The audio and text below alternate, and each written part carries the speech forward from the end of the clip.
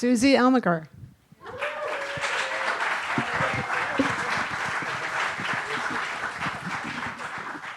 That was amazing.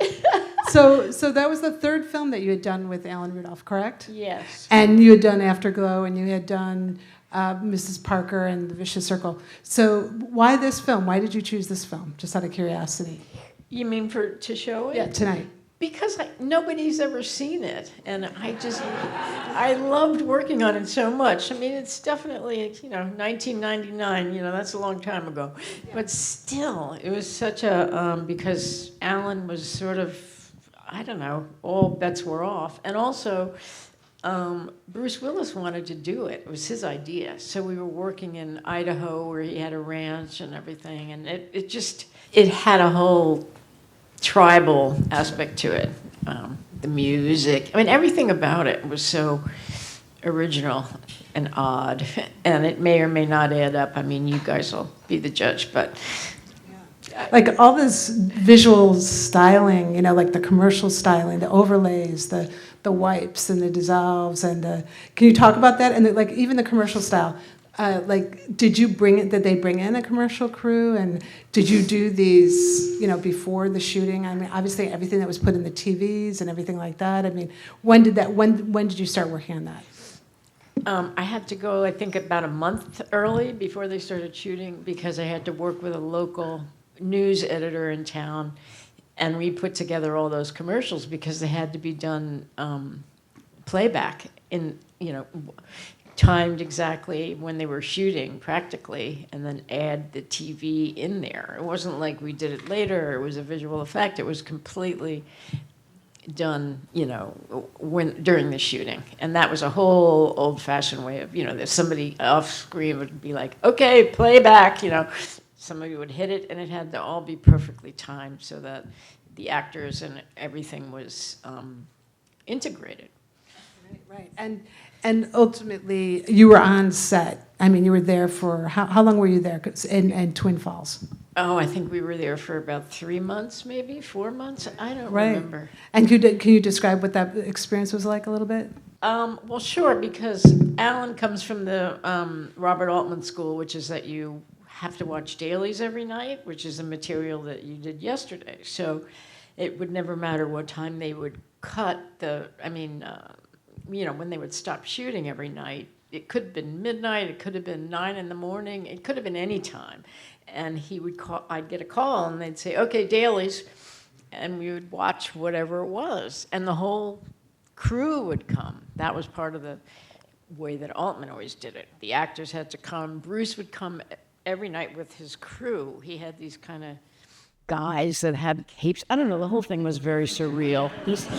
And they would sort of, descend into this crap screening room that we would have built. And, the whole thing was very down home, even though, so everybody was watching the movie every night, the people who worked on it, the crew, the actors. And Alan insisted on having a sound system, so he would randomly play music. A lot of the time he played that Martin Denny music, but it was random when it would come up. He would just sort of put it on automatic. So whenever we were watching whatever scenes, they would have music. But it was mostly just for him to see what music worked with what material. So by the time we got back to New York, I guess it was it was pretty much in my blood, the whole thing, even though we didn't really put it together until he came back too. The whole tone and everything like that. How did he come across that music by Martin Denny? I mean, Mark Isham did the score, but then, I mean, that music that he did, what is it, like this kitschy, lounge music. I don't know. He came up with it. It's just something he wanted to use. He was very devoted to this guy. I mean, there's a million cues in there of Martin Denny, which I guess if you're aware of that time in the music world, you would know him. He was a very famous composer and designer, because there's birds. All those bird sounds are from the cues. And Alan and we would work on the picture, and then he would say, okay, music day today, and we would lay in a track of music, the Martin Denny, and we would play it throughout the entire scene. And then he'd say, okay, now move it a frame. Now you know how much a frame is, right? 1/24th of a second. So I'd move it a frame, and we'd watch the whole thing again, I mean, he was really, so that if certain bird calls fell at a certain time in a line, he would either like it or not like it, or 2 frames or 3 frames. But it was this constant kind of tinkering, especially with that music, because it had so much activity in it, It was, and then Isham did whatever score was sort of surrounding it. Right. And what themes was he really focusing on? Like this whole notion of, I don't know, consumerism or like, fatalism or, just all these crazy themes that, through, the end of, I don't know, what would you say, capitalist society, which kind of in a weird way relates to now. But what was Alan interested in stories in terms of the themes? What was his most? That's a good question. Based on a Kurt Vonnegut book. Yeah, he just, he was pretty much I'd say he was a nihilist, Alan, Mm-hmm. He really had he was sort of ahead of his time and behind his time at the same time. He was like I don't know how to describe it, but he just had his own vision, and most of it was pretty dark, let's just say. So I think that he found, and Bruce was the one who wanted to do this film, because they'd worked together on Mortal Thought. So he said, come on, Alan, we're going to make this movie together, and we're going to do it, and we're going to do it in Idaho, and so he really wanted to do it. And they were, I don't know, I think the performance is astonishing. And I had forgotten how many incredibly tight close-ups there are. Holy shit. Oh, yeah, there's so many tight close-ups. And all these Dutch angles and everything like that. I mean it's, and some of those, there's that 2-shot with, Nolte and Willis in the office that just, there's no cut. Yeah. Nowadays, they'd make a fake cut in there so that they could sort of fudge it. But that was one take, and it's pretty amazing. So he came from the old-fashioned school of filmmaking, Right. We used the Avid, but we didn't have any bells and whistles. Right. And were you conforming a work print at the same time so that you were screening with a work print or anything like that? Were you doing that? Yeah, we must have. Yeah, we must have had film. Yeah, actually, because my assistant was he said you got to get an assistant who's a projectionist. So that's what we had. So we would screen film dailies when we screened. There was nothing digital until we started cutting. Right. Wow, so that's yeah, amazing. it was very old school, old holy mackerel. And how long was the edit for?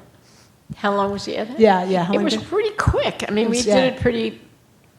We started at the beginning. Alan and I, we started at the beginning. Yeah. And I think it was maybe like 12, maybe 10, 12 weeks. It was fast. There wasn't that much material, so we couldn't really make that many choices. And most of it, he already knew kind of what he wanted, I think. Gotcha. So we just sort of did it. We just put it together like a jigsaw puzzle, pretty much. Can I ask you questions about just being in that Altman world? Because you worked on Ready to Wear and Shortcuts and everything like that. And can you talk about, because you had told me a story about Shortcuts being the first film that you co-edited with Jerry Peroni. Can you talk about that experience? You mean how she she asked you to work on the film? Okay, well, this is kind of a funny story. But anyway, I went to I was at a party. Well, do I have to tell the whole thing from the beginning? Well, I'd been working on Honeymoon in Vegas, and we were in L.A. We'd been all around. We'd been in Hawaii and all over the place. And we were in L.A., and the locations guy said, hey, listen, my friend is coming here from New Zealand, and he really wants to break into the business. So could you meet up with him? Could you have coffee or do something to help him out? And I said, sure, that's fine, even though I'm from New York, but I'll do my best. So we had coffee. Well, this was the most handsome man I'd ever seen in my entire life. And I was I spilled the iced tea on the tray. I mean, it was pathetic. But I knew we were both going to be going to the same birthday party. So I dragged myself over to the birthday party, and this guy was there. Nothing happened, by the way, but Geraldine was there, who was Altman's editor. And she said to me, "Oh, I forgot about you. Why don't you come and be the second editor on Shortcuts?"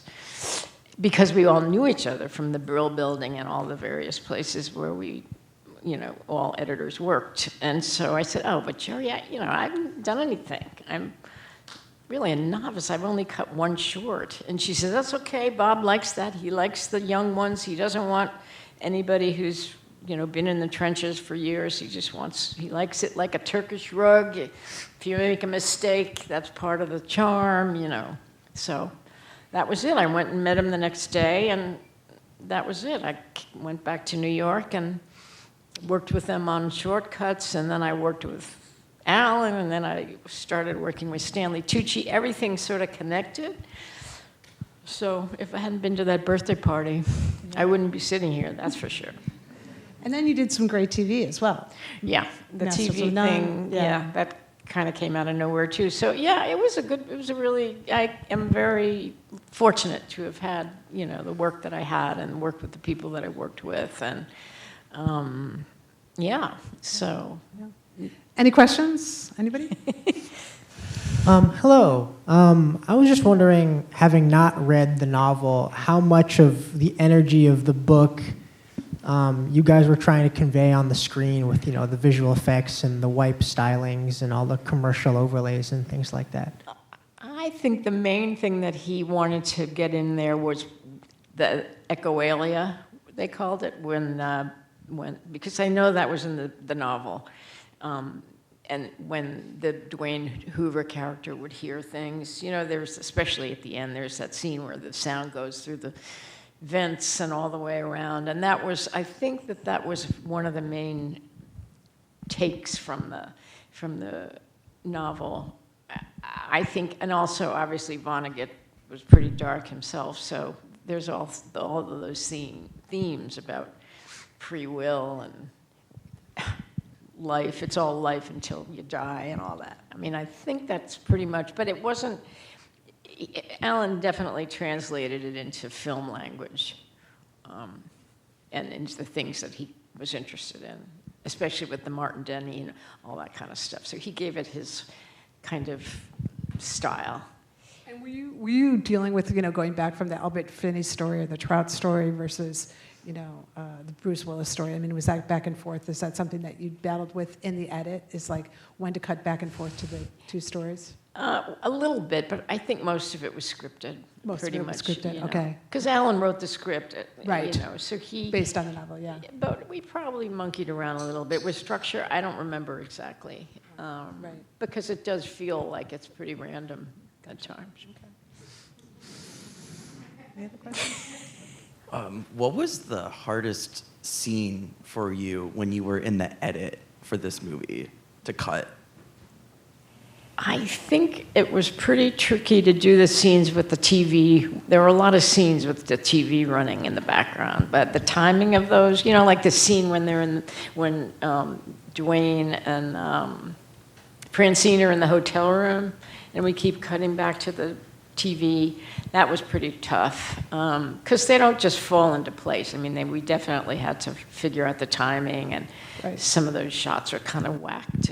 And did you work with an animator as well? Like, I mean, all this stuff. I mean, there's a lot of just loose footage all around the film. The skeleton and everything like that, and there's a lot of and all the overlays and stuff like that. Or at what point did you start bringing that into the process? Was that from the beginning? From the beginning. This guy Steve Kirklees, he had a lot to do. He did all the titles, but he also did all of those dissolves and those sequences that were. We worked with him, but he pretty much carried the ball on those. Oh, cool. Yeah. Like there was it wasn't really a dream sequence. It was more like a psychedelic thing just before Dwayne wakes up. Right. That's Right. pretty.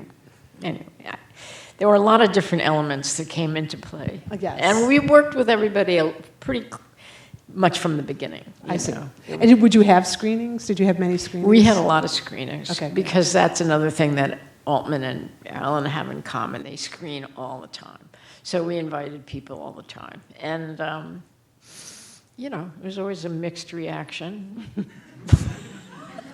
And did they like each other? Like, was it a real, like, kind of protege or mentor-mentee relationship? Yeah, oh, absolutely. You know, they were very fond of each other. But when Altman saw it, I just never forget it. We were sitting in the screening room, and the lights come up, and Bob sort of looks around, and he goes, "Alan," like that, which I just thought was a riot, because he clearly didn't like it. You know, for him, it was way too out there.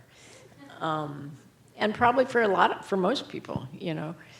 It's not that it didn't have a life not only because it was a mixed crowd pleaser or not pleaser, but it was because of the politics of Disney, and Bruce owed Disney a film, and so he had to sort of throw it under the bus, even though he liked it, but there was so much hubbub about it that it never really got a release, and all of it was film politics, film business politics. But they did remaster it in 2024. Yes. Are you happy? Were you involved in that, or are you happy with the remaster? No, I think it looks pretty great, and Yeah. I mean, I'm glad they did it.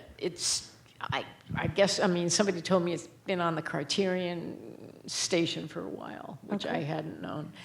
But it's just one of those movies that nobody ever sees. So I really do thank Metrograph for showing it, because I love it, even though it is nutty as a fruitcake or whatever.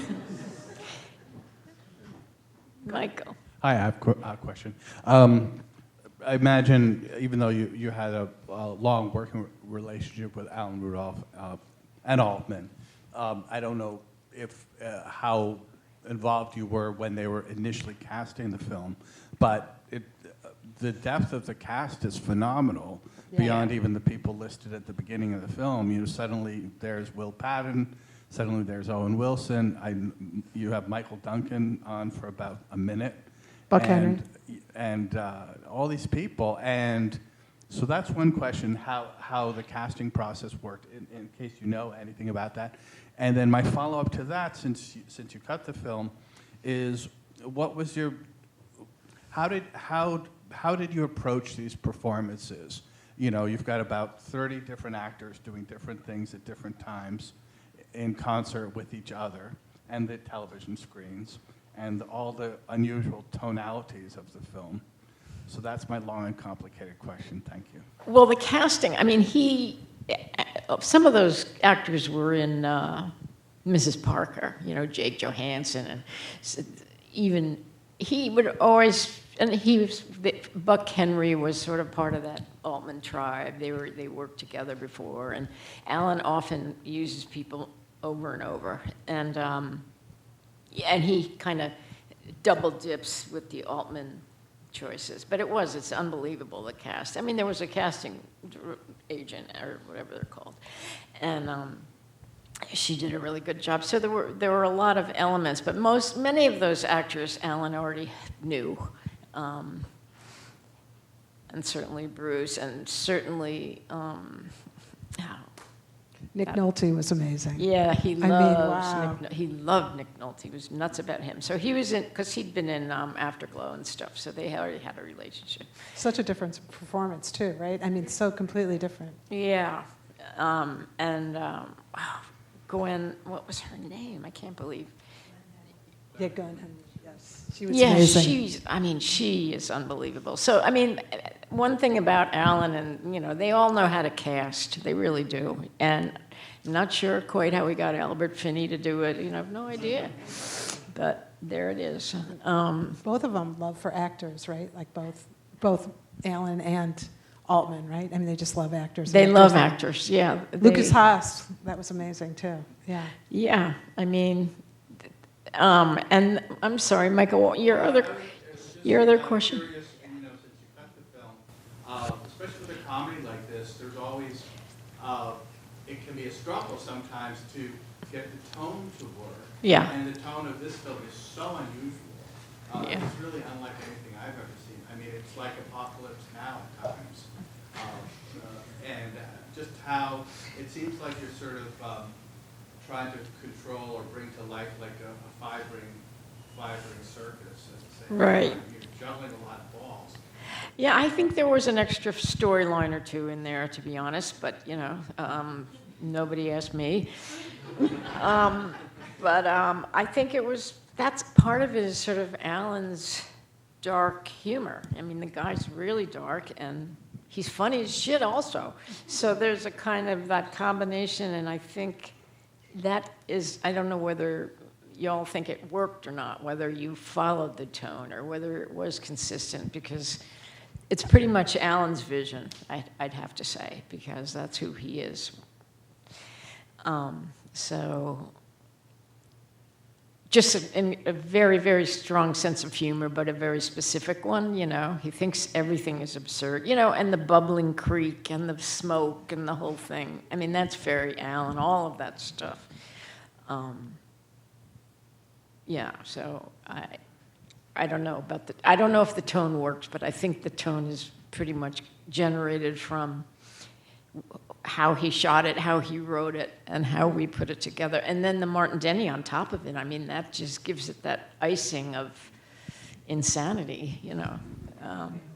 It definitely sort of the close-ups and the intensity of every scene, and it does sort of keep it all in the same tonal world, I think, all the acting and everything, yeah. I mean, it played pretty slow, I thought, and maybe others feel that way too. But then if you think how old it is, and somehow those close-ups were pretty captivating. Yeah. They were really tight. I didn't remember that so much, but that's, you know, that's another part of it, is that you're right in there in the middle. There's hardly any wide shots, hardly any revealing anything. It's just all these faces and expressions. And was that footage, you know, where Albert Finney were following his story, and he's like near those factories and everything? Where was that shot? They must have had a place in Idaho that they found. They found it. They went. Because nobody.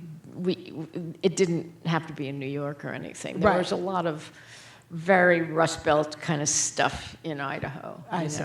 It was really pretty poor. And yeah, I mean, that car dealership was on a strip in Twin Falls. I mean, so that's where most of it was shot there. Hi there. I have 3 questions. I was really interested in the close-ups. I mean, were they extra close? I don't know if I've ever seen on a big screen such huge close-ups. I mean, and you even said, you know, when you got here, that you said you were surprised in some ways at how many, but I was surprised at how close they were. I mean, is it unusual, or did you have to do something special in order to get them so crystal clear? You know, I think it's very unusual because most of the time there's much more of a balance between wider shots and closer shots. But I think part of it probably had to do with the budget, you know? They didn't have the budget, and they didn't really have the intention of shooting, or he didn't have the intention of shooting any, you know, there are a few scenes when the smoke is coming out in the neighborhood and he's driving around, but I think basically he's interested in actors, and those actors were so strong, and even when in terms of the reactions, you know, a lot of it is reactions. So that's what he's interested in, and that's what he shot. And I don't remember, but I don't think there was much wider coverage at all. Wow. Because did that concern you in any way? Or? No, I mean, you know, frankly, I kind of was always, I kind of went along all the time. I was a new editor, and I mean, even though it's my 3rd film with Alan, I still was finding my way. So I wasn't going to say, well, wait, there's no wide shots in this thing. I mean, where's the wide shots? You know, it just wasn't part of the style of the movie. And so he kind of went all in with those tight shots. So thank you for noticing that. Yeah, my second question has to do with the close-ups, because you got in so close, you could see the person's eye, their eyeball, and then you had inside, there was animation, or, I mean, did you have to, when you did this frame by frame, did you place something on the eyeball that then we could see? I mean, it kind of moving? I think that a lot of those things, those kinds of sequences were visual effects, pretty much, Oh. but very old-fashioned opticals. Not even digital, just physically. Like in the old days, they used to have these optical printers, and the visual effects guy was very not old-fashioned, but he had his own little rig. Oh. So I think I have no doubt that he kind of orchestrated this very practical way of doing those kinds of I things. see. So it wasn't necessarily something you did as an editor. Oh, It's okay. based on That time. was So, yeah, no. my third and last question is related in the sense that when they went through the mirror and, Oh, yeah. it said, time, it's the time to leave or time to exit, and then you had the hands, his hands from outside and his hands from inside. So this was the visual person that did all that. Yeah, that was kind of a mess. We went over that and over that and over that. It never Oh, I bet. quite was right. So I'm sure that's what you're picking up, is that it was kind of... Well, technically, I mean, I came because I was interested in hearing about, the editing, but I was really amazed at how technical it was and what great impact it had on the audience to see that. But thank you. Yeah. That was a particularly rough section. I remember that. I like the fact that a lot of things are practical, though. I mean, and that was intentional, obviously, and all the, Yeah. Everything that was sort of done in this very raw kind of fashion, that he wanted that. Yeah, I think we could do some pretty basic sort of, wipes and stuff in the Avid. Right. And nowadays, people could do all of that stuff in the Avid. Sure. But we didn't know how, and we didn't. We just did it. We'd sort of do a mock-up and give it to the VisFX guy who was on, and he would work on it for a while and give it back. Yeah. One more question. Go ahead. So obviously you mentioned for your process with Alan, things would boil down to the frame. But I wonder if when you watch projects years after you work on them, there's anything you ever wish you edited differently. Sure. But, Gary Winnick, who was a really wonderful director, always said, don't look at them again, which I thought was genius. Because you look at it again and you're sort of like, oh, shit, why didn't I do that? And why didn't I do this? Because truly, 20/20 hindsight, so you sort of have to just keep going forward. I can't say that, this, as I say, I think there's an extra storyline in there, but other than that, I don't look at it with that sort of eye anymore because it's done. So, and I like that advice from Gary too. I thought that was really smart. So you can do that. You can go back and look at stuff and knock your head against the wall, but it's done. They tell you, okay, this is it, hand it over, and that's the end of the line. So, All right, Suzy, everybody. all right, thank you. And thank you guys for showing it, and thank you to Ace for, being willing to have me come back again and bend your ears. Okay, cheers.